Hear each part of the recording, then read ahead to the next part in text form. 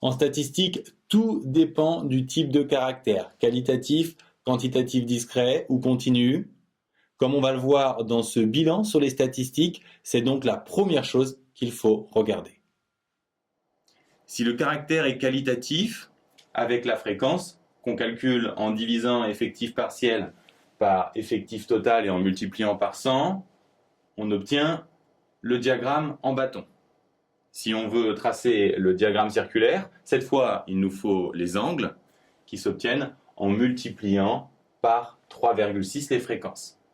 Notez que quand le caractère est qualitatif, les valeurs ne sont pas numériques, donc on ne peut pas calculer ni moyenne ni médiane.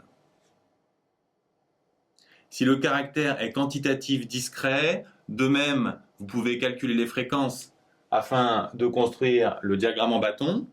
Pour la moyenne, pensez bien à multiplier les valeurs par leur effectif avant de diviser par l'effectif total.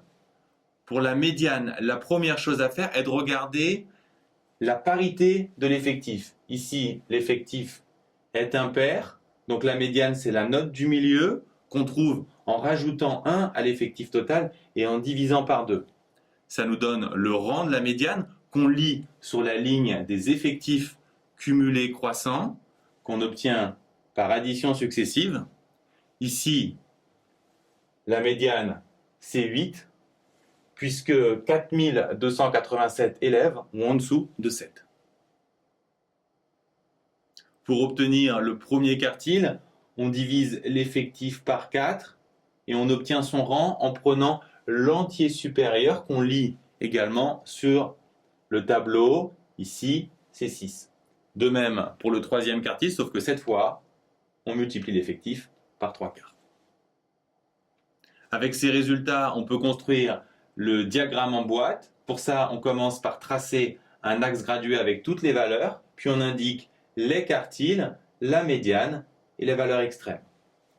La seule chose qui change si l'effectif est pair, c'est que cette fois, la médiane est la moyenne des deux notes du milieu, et la première de ces deux notes s'obtient en divisant l'effectif par 2. La représentation graphique adaptée au caractère quantitatif continu s'obtient elle aussi avec les fréquences, et c'est l'histogramme. Pour la moyenne, la seule nouveauté, c'est qu'il faut penser à prendre le milieu des classes, par exemple ici 85.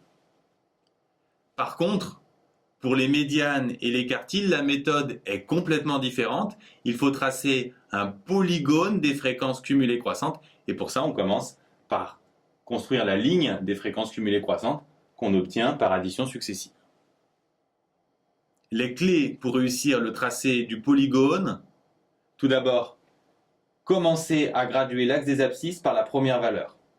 Ensuite, tous les points s'obtiennent en prenant la fréquence cumulée avec la deuxième borne de la classe.